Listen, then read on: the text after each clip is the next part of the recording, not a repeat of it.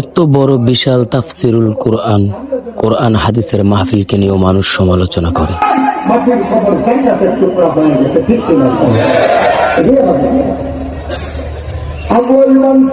যে তাফসির মাহফিলে আগমন ঘটেছে দেশ বরেণ্য মুফাসসির ও উলামায়ে কেরামগণ এবং কি দেশের হক দরবারের পীর মাশায়েখগণ।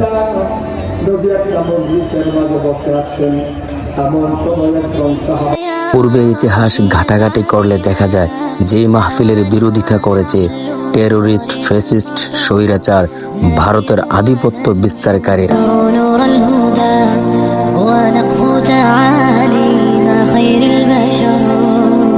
কিন্তু আমরা বর্তমানে দেখতে পাচ্ছি তাদের এই মতাদর্শের অনুসারীরা একদল যে মাহফিলকে নিয়ে প্রশ্ন তুলে, যারা নাকি এই মাহফিলকে বলে একটি রাজনৈতিক আলোচনা সভা। ধিক্কার জানাই আমি তাদেরকে। আপনি কি জানেন বিগত স্বৈরাচার আমলে এই মাহফিলটি যেখানে 3 দিন হওয়ার কথা ছিল প্রতি বছরে, সেখানে এই মাহফিলটিকে তালবাহানা করে 3 দিনের জায়গায় 1 দিন, কোনো সময় 4 ঘন্টা থেকে 5 ঘন্টা আলোচনা করার সুযোগ করে দিয়েছিল বিভিন্ন হয়রানির মাধ্যমে। অথচ এই মাহফিলটি ছিল একটি ধর্মীয় মাহফিল, যেখানে আমজনতার সমন্বয়ে সহযোগিতায় এই মাহফিলটি অনুষ্ঠিত হয়ে থাকে। কিন্তু আমরা দেখতে পাচ্ছি এখানে আলোচনা হয় কোরআন ও হাদিসের।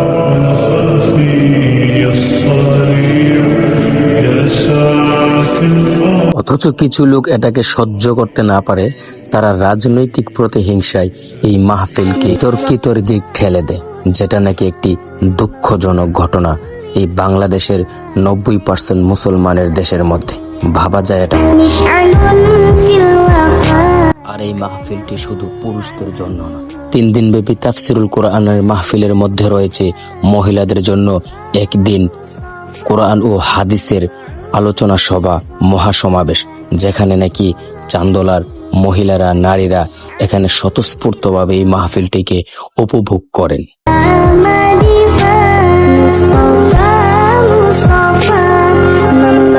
সুতরাং 90% মুসলমানের দেশে যারা নাকি কোরআনের মাহফিলকে বাধা দেয়, যারা নাকি কোরআনের মাহফিলকে বিতর্কিত করে ভিন্ন খাতে বয়কট করবে, বাংলাদেশের আমজনতা, বাংলাদেশের তাওহীদি জনতা অচিরেই ইনশাআল্লাহ।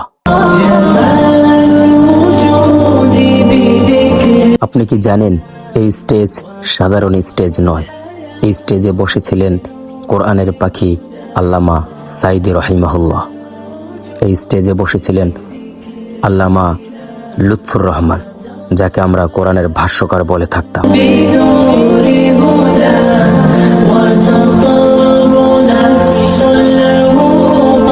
আলহামদুলিল্লাহ, এবারও ভিন্ন রকম নয়।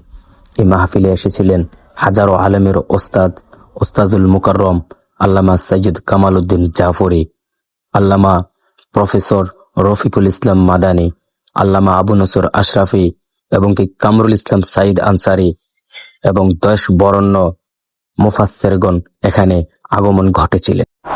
বিড়ালের মতো 500 বছর বেঁচে থাকার কোনো লাভ নাই। ইনশাআল্লাহ অদূর ভবিষ্যতে আল্লাহ চাইলে এই মাহফিল জারি থাকবে।